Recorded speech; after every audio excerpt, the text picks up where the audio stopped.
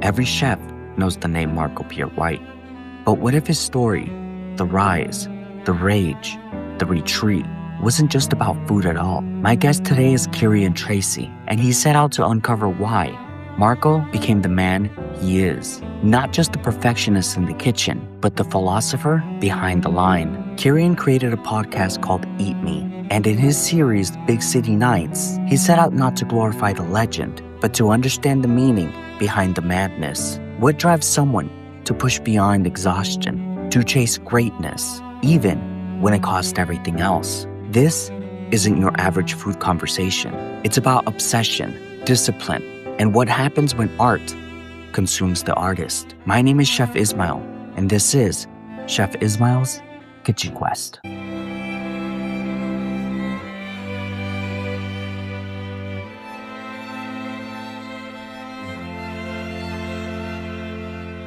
Ciaran, thank you so much for taking the time out of your busy schedule to sit with me and to speak to me about your amazing podcast, Big City Nights. And when I was listening to it, there was so much more information that I got out of it due to the amount of research you have done on Marco Pierre White. And I think it's absolutely amazing. And for those who are listening right now, if they have not had an opportunity to listen to Big City Nights on Marco Pierre White, you have to do so right now before we get into this podcast. So Ciaran, thank you so much. No problem. I'm just so glad you enjoyed it. So my little independent company is called Big City Nights, and the name of the podcast is Eat Me.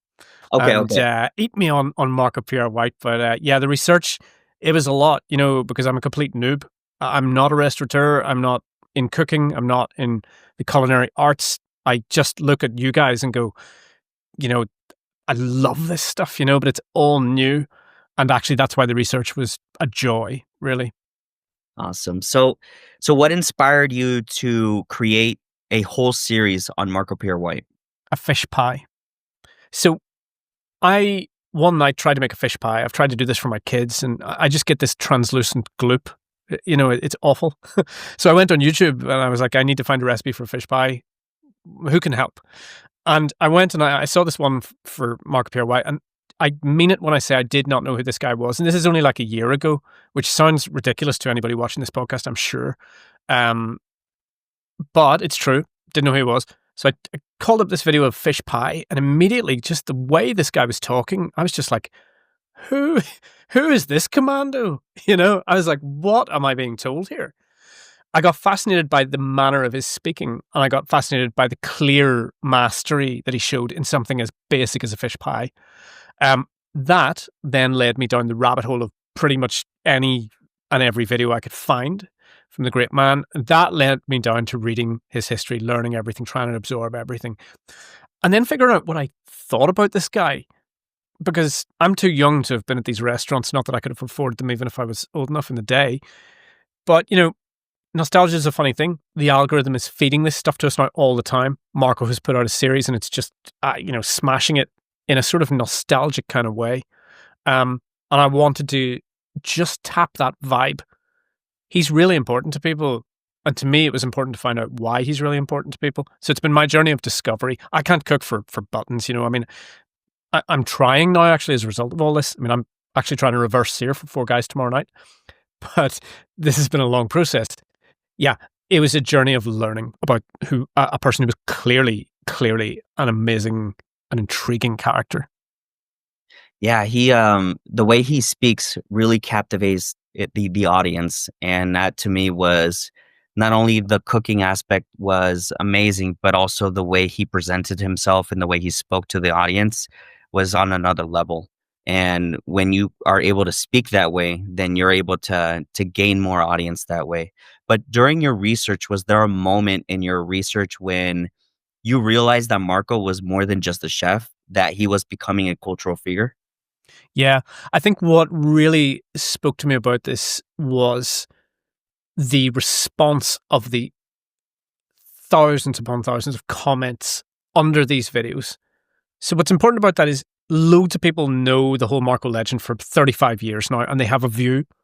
and they have they have their view. What you have now, when these videos go up afresh, like what's clear is people see this philosopher, they see a Yoda figure, they see a Zen master, and they see that for the right reasons. And the way they respond to that in the comments, it's not just like a numerical thing. You're not just like, oh, like 21K comments in 1 minute. Wow. It's not that. It's what the comments are. And the comments are of almost devotion in some aspects, and of complete fun-picking, piss-taking, he's mad as well. But it is with love, So what told me he was an important cultural figure in my research was that in the first instance. Obviously, when you learn more, you learn about the sheer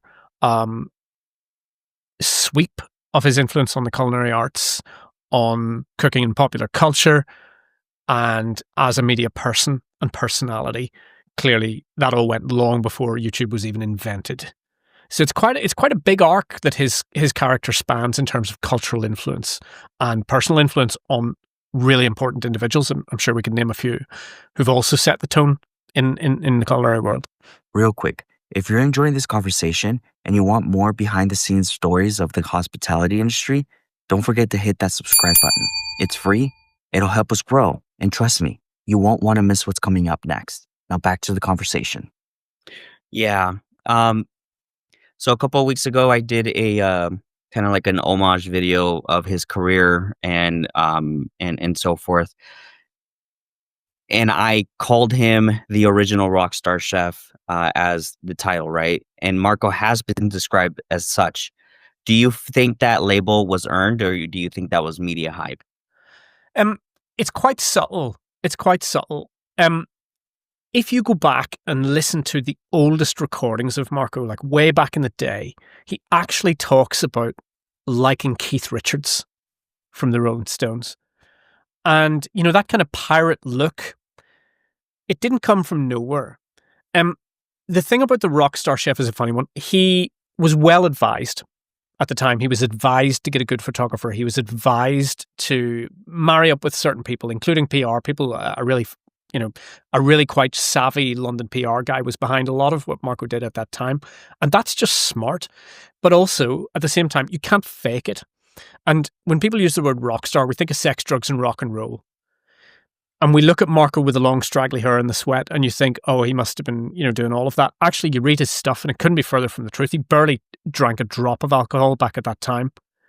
His drug was work. And he's explained this so many times about, the numbing things that we go through, like alcohol, drugs, whatever. No, his numbing drug was work. And the sort of the rock and roll haggard look of gaunt, frenetic energy that is captured in that book is real, because that was his work rate. It looked like rock and roll. It wasn't really rock and roll. It was work. But then something else happened. Because his little restaurant at that time became an overnight sensation, it became a circus full of rock and roll people.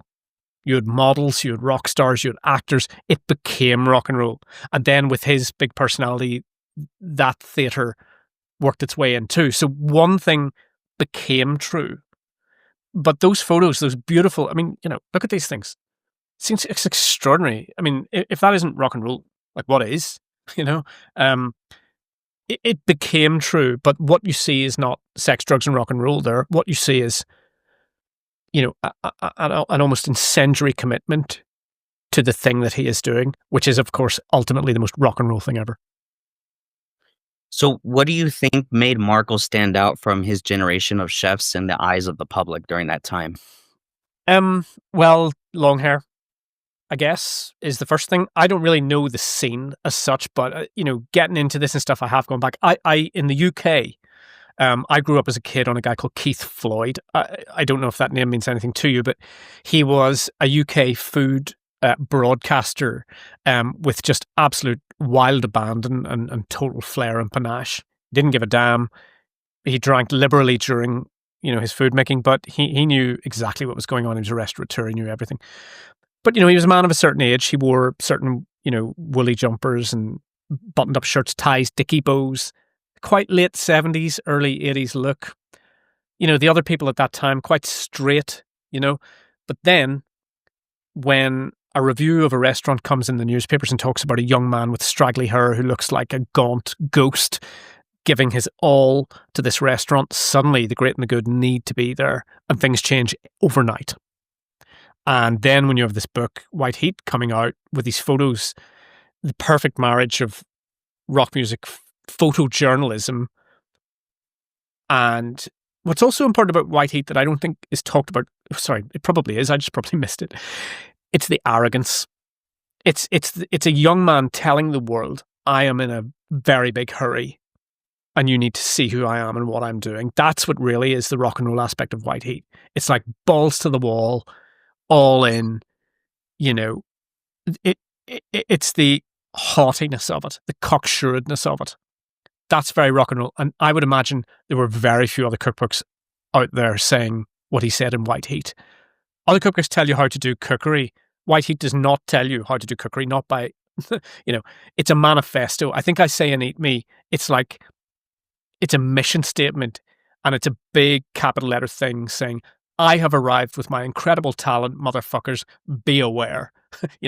But he could back it up. Those recipes, I know a little bit about it now. You go to Escoffier and you go to all these people, and even his mentors, and you see, carrots and sauterne sauce and things like that, or there's other examples. Well, most famously the Pig's Trotter, which is obviously Pierre Kaufman's. So these weren't new things, but it was just the bravura with which he did them, and the finesse with which he reinvented them that made it just a world-changing thing. But like, I've never worked in a kitchen, I couldn't tell you. But from the stuff he would say himself, sauces used to be very, too heavy, too thick. To a new nouvelle cuisine that had come in just before this were actually, minuscule portions, all very stiff. He had a different agenda. He was a classically respectful, but moving things forward as well. And people would say, that stuff, it was world changing in that moment. So earlier you mentioned about him having a great photographer, PR, and whoever recommended that to him already saw the potential in him, and for him to be able to do something like that. And this is the past. Now I want to go to what's going on today with a new age of social media and how easy it is for people to see, these up and new coming chefs, and it's just not through the Michelin guide, but through just videos. But if Marco started today in the age of TikTok and Instagram, do you think he would have gone viral, or would his persona would have clashed with the way we consume fame now? It's a difficult one to say. Part of the reason he has gone viral now is not because of now. It's because of 30 years ago. And those are different things. However, he did go viral in his own way 35 years ago. You take this wonderful set of TV documentaries called Take 6 Chefs, or just the ones called Marco, which came out on the back of White Heat, and he led a documentary crew into his kitchen, and his temperament is captured in that wonderfully. Like, the arrogance is off the scale, but so's the talent. And he balls out the presenter on one occasion in a really famous scene you can see all over YouTube, where he says, you want me to chop onions? I'll chop onions. You want me to, he says, just, there's the door. You want to leave? You can go. And his entire being is encapsulated in that, because he's just about the food. Now, he knows what he's doing as well, but he is just about the food. That, the capacity and the mass media diffusion system was not there for that to go viral in the day. But of course, it cemented his reputation and would have been seen. So that kind of was the virality of its day, because then people came to his restaurant. Could you behave like that on social media now to video and become a worthy person? Probably not.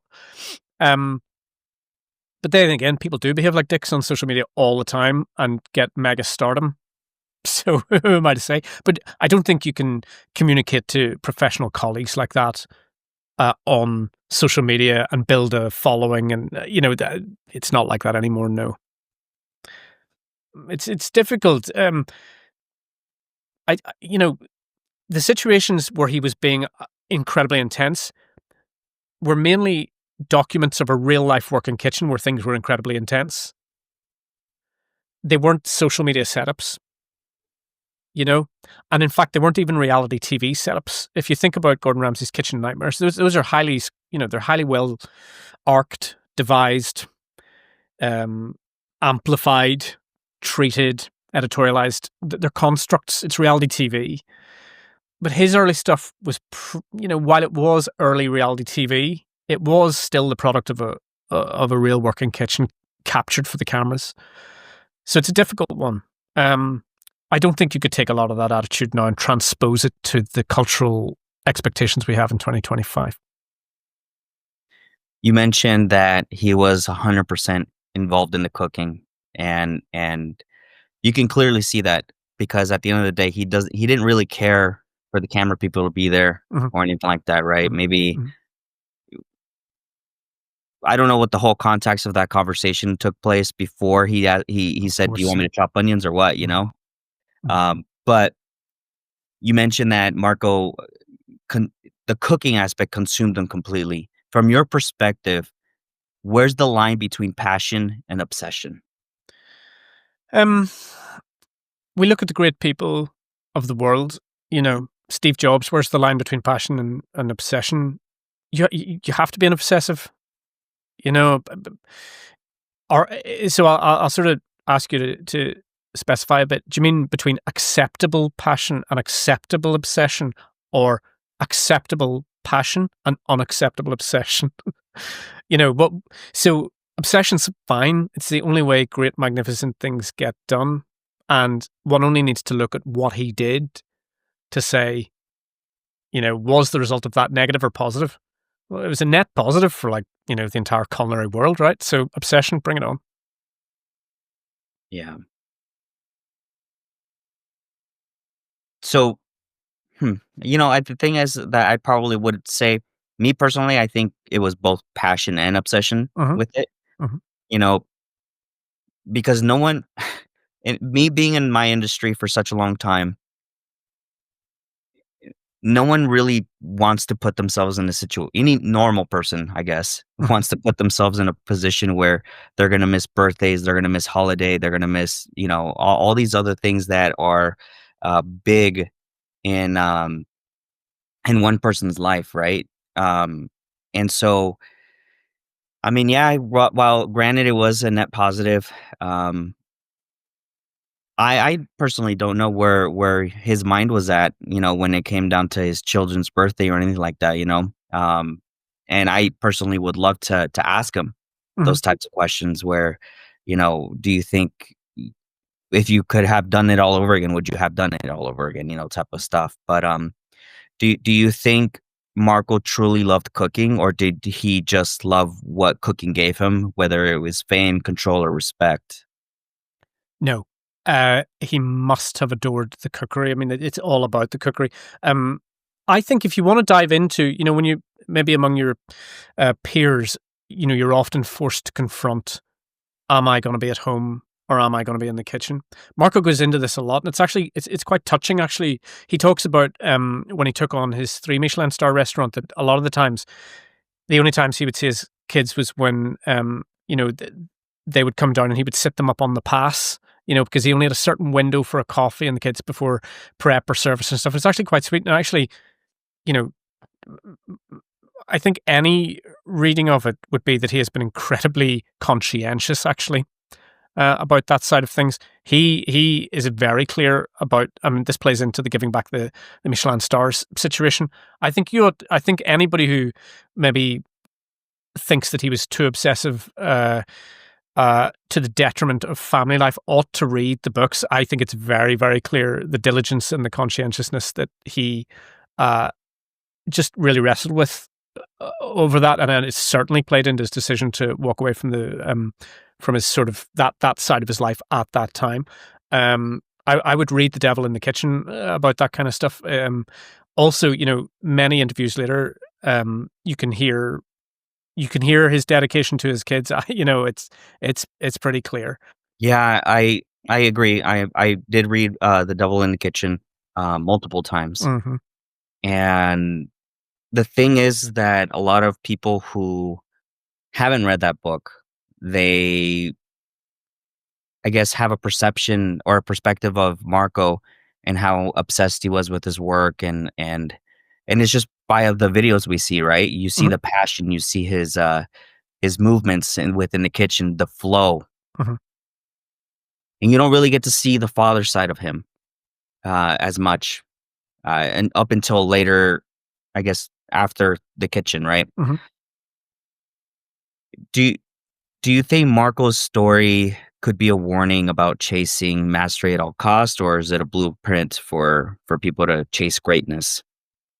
Interesting. It depends what view you take of what he has done since, and that's a vexed question. And people, um, you know, people take a view on some of the choices he's made since. It's not for me to give a view on that. So you have a master who chases a craft, gets to the pinnacle of that craft. The Michelin thing, he decides to stop, right? And then you say, okay, well, a master was obsessed and a master artisan chased a thing to its highest point. So you've got a decision to make. Do you pursue this to the point where it's actually quite dull and mechanical, or do you try something else? You want to do something else. When you then hook up with um, other enterprises and firms that people in the know, in the foodie sector, may view as somewhat, déclassé, then people say, oh, he's trashing his own reputation and stuff like that. Not his reputation, no, he can't trash his reputation, but people say, did he really have to go and do that? Now that's his choice. If you see what I did there, he has chosen those things. After mastery, what do? It's like a rock star, going into endorsements, or a NFL or a ball player. They can only do that kind of thing for so many years. There has to be a second act, but that's difficult because your body's somewhere that your mastery is not. I don't know. I don't think he is a. It's not for me to say, but it doesn't seem to me to have a cautionary tale element. It's just about the choices, and he has been absolutely clear about his choices, and it ultimately is his choice. That is the message he constantly bombards us with. He pinned his colours to the mast. The companies he works for, he's chosen to do it. He's one of the greatest cooks on earth. Who am I to say any different? Who's anybody to say any different? Yeah, he's definitely stood by his word, and to my knowledge, he's never really backtracked on anything. And Doesn't seem like it, does it? no, But I would say, if you're saying, is it a cautionary tale, right? I think the new BBC Maestro series answers these questions. In fact, it steamrollers through these questions, right? So people over the years have said, oh, they don't think his restaurants are up to the standard of what they used to be, or why is he hooking up with, like, a sort of low rent company doing food they don't like, or something. Okay, you can pose all those questions, but then you look at the Maestro series. Can anybody deny the mastery those videos demonstrates? So if it's a cautionary tale, well, it's not like he lost his skill or lost his ability to communicate or lost his ability to inspire. No. In fact, I would suggest they're magnified nowadays. So no, I don't think it's a cautionary tale. Whether you like it or not, it's just a different question. yeah. So some do argue that Marco's legend is bigger than his actual cooking. Do you think his myth has overshadowed the food itself? Um, it's a funny one. If you take someone like Gordon Ramsay, right, or Jimmy Oliver, or I don't know, like other people, right? They are so much more a part of the pop culture than Marco is. So what I find most interesting about Marco, and why I wanted to make this series of programs, is in the 80s, Marco was like big, but the one thing he did not do was a series of instructional TV shows. I mean, he could have done it in a trice, but he didn't. In the 90s, then, when everyone had an instructional TV show, and the birth of the Gordon Ramsay or, Jamie Oliver, whatnot. He was conspicuous by his absence.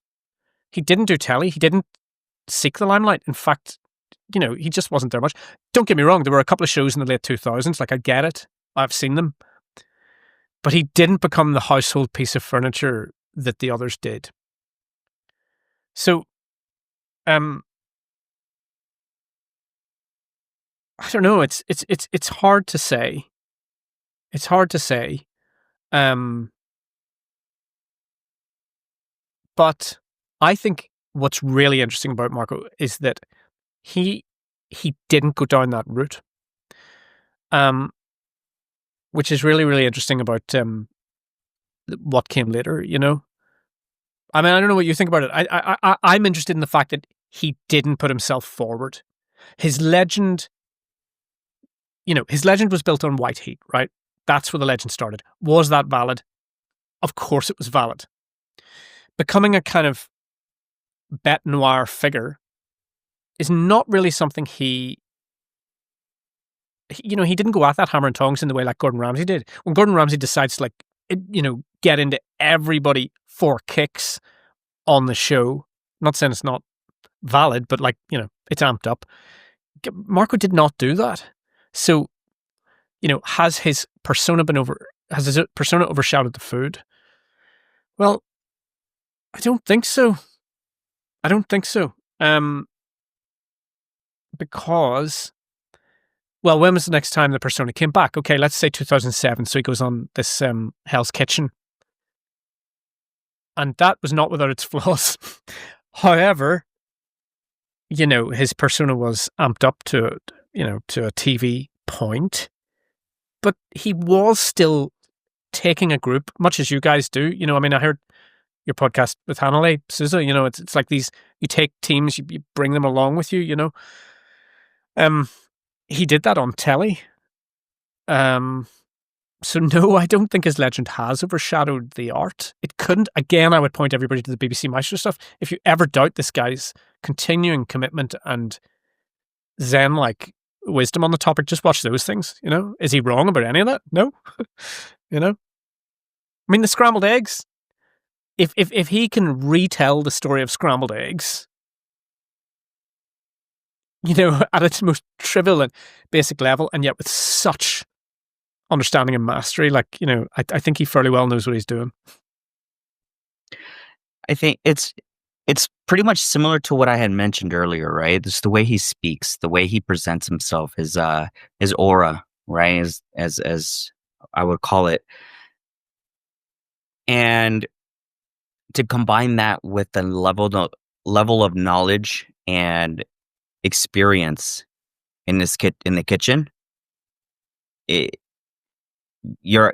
couldn't agree with you more. Like, I don't think it would have overshadowed the food itself. If anything, it accentuated the culinary arts in general. But with that being said, like, Marco famously gave back his Michelin stars. Do you think that was a rebellion to the system, or an admission that he was just done with the pressure? I think he's fairly clear himself that both of those things are true at the same time. If you want the red top tabloid telling of this, it's like, I'm done, whatever, throwing them back. It's obviously a bit more complex than that, isn't it? So he's clear in all his talks and all his writing. Yes, it was getting too much with him and he faced a choice and he just made the choice. Now, I think that the shocking thing about that is that it was a novel thing to do at the time. But the reasons behind it, I don't think are a sort of a rocking sort of like throwback. I think history has taken a very dramatized view of that. And I think the reality was probably just more of a process thing. I mean, he says himself, he just sort of decided one day, that was it. And, I guess we all face big changes in our lives, but yeah, it was the novelty of it, I think, for the culinary world. But of course, Nico Ladenis did the same thing at the same time. Of course, Nico's reasons were different too, but nobody ever talks about Nico except the next episode of my podcast. But anyway, yeah, that's what I'd say about that. I would go a level deeper than just the tabloid on throwing my stars back to you. However, he does say, at the heels of the hunt, I know more about this than the guys that are judging me.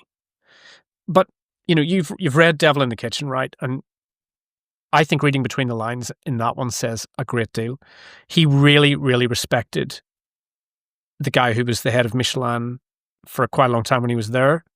And then things change and that guy leaves and another guy comes. And we all know what it's like in our areas of work. You respect some people and then you sort of, things change in work. And it might just be that at that moment he decides, I just don't need these people anymore because things change. However, he very much did respect the prior guy and stuff like that. That's from a reading.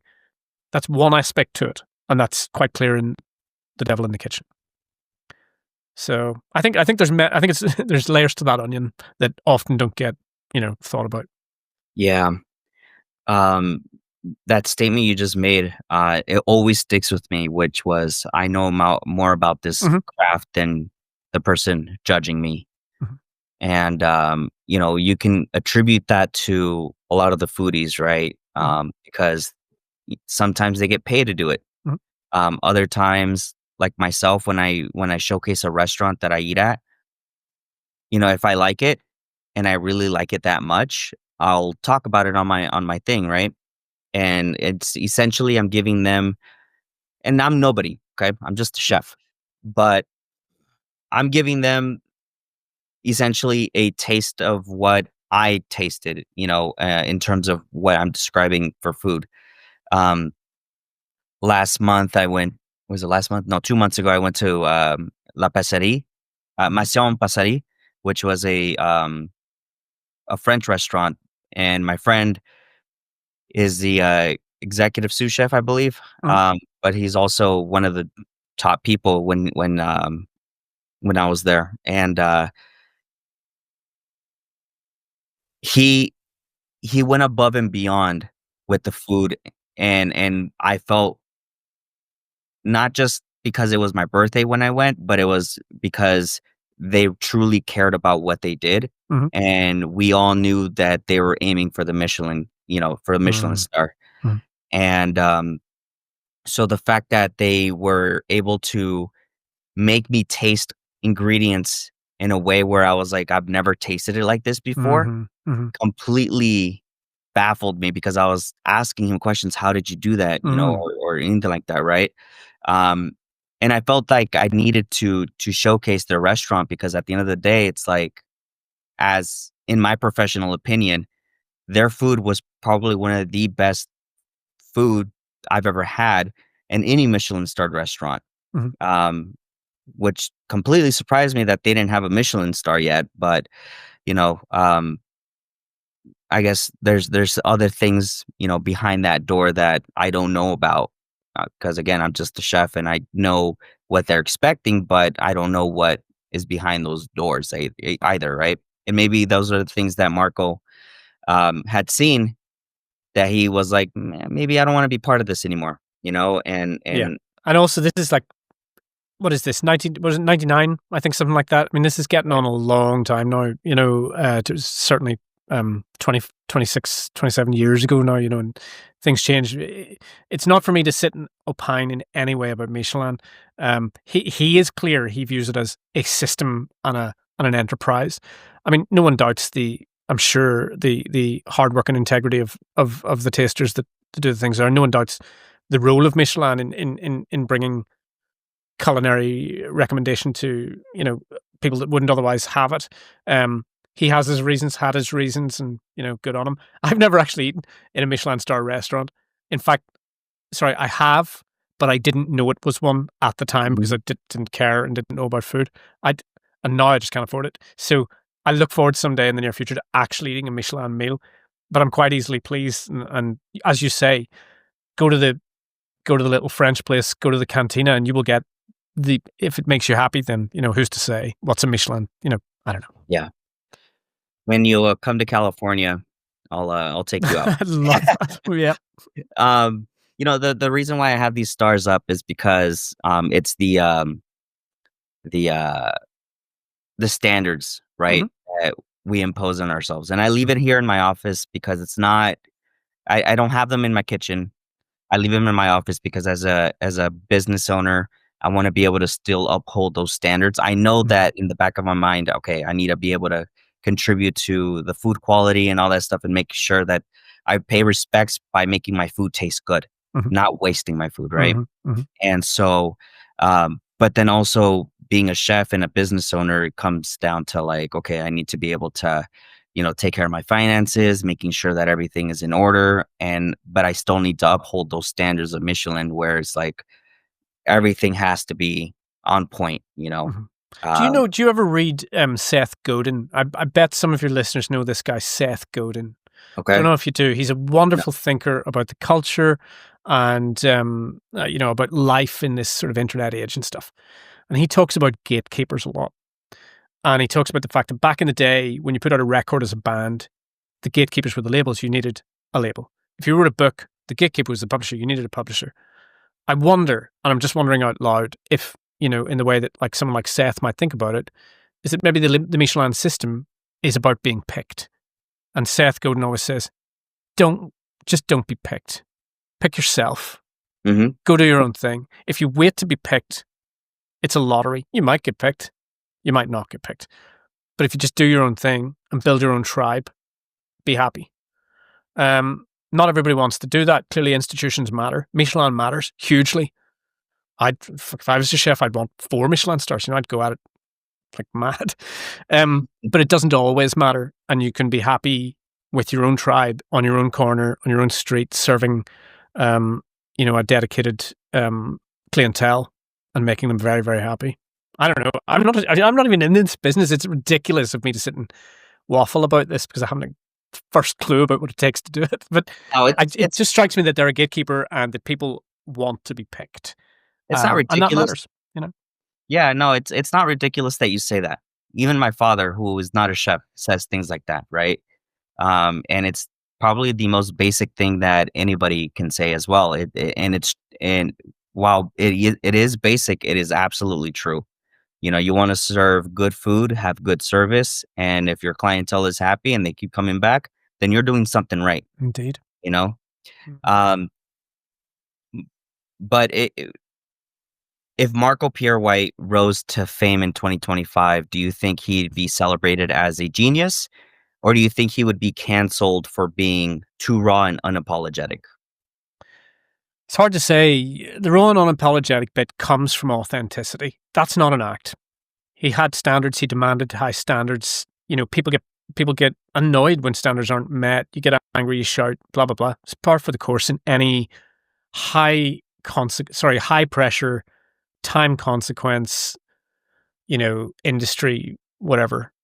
Things are difficult, right? So yes, people can be cantankerous, but that's only because standards have to be kept. Um, you know, I just don't know that it would manifest itself in the same way now. I mean, we have the bear on TV, clearly modelled on this, and I mean, pro chefs listening to this must yawn when we talk about the bear and stuff like that. But it's what this culture now understands as or there's Burnt with like Bradley Cooper and stuff like that. We associate this sort of psycho chef now, largely because of Marco. But Nico was like a complete ball breaker. So was Pierre Kaufman. They all were. They had standards to keep. I suppose I'd flip that round and say, right, and I don't know the answer to this, so I'm asking you. Who are the awesome people who are young now, right? But how are they going about showing themselves to the world? I can think of 2 absolutely unbelievable chefs in London at the minute. They run a restaurant called Fallow. I'm just addicted to watching their stuff because they got a GoPro, stuck it on their head one day, and just showed themselves cooking pan sauces for chicken. And I was like, this is deeply affecting me because now I know how to, this is raising my own. I'm not doom scrolling anymore. I'm micro learning. And I think food has had a huge, huge role in that change. And now I can do things I never thought I could do, a year ago. I can make a velouté or something mad like that, right? And it's because of these 2 chefs in large part. Now, I don't need. I think they're wiser than to like know that they need to create some sort of big personality things.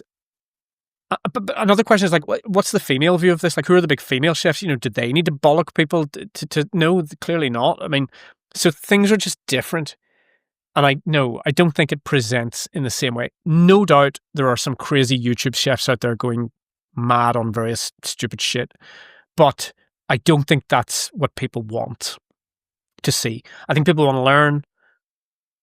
And I think that's the dynamic at the minute. They don't want to be entertained or like thrilled with fire and anger. They actually just want to leave thinking, oh, I want to try that myself, and now I can. Because the old TV shows about cookery, or you look at YouTube now, the way the chefs doing things, it makes TV look so dated. So dated. And that's amazing. Because I can learn properly now instead of just this really dated thing once a week. So no, it wouldn't manifest itself in the same way, I don't think. So I do have one more question for you. I know you're on a time crunch. Thank you. Yeah, no worries.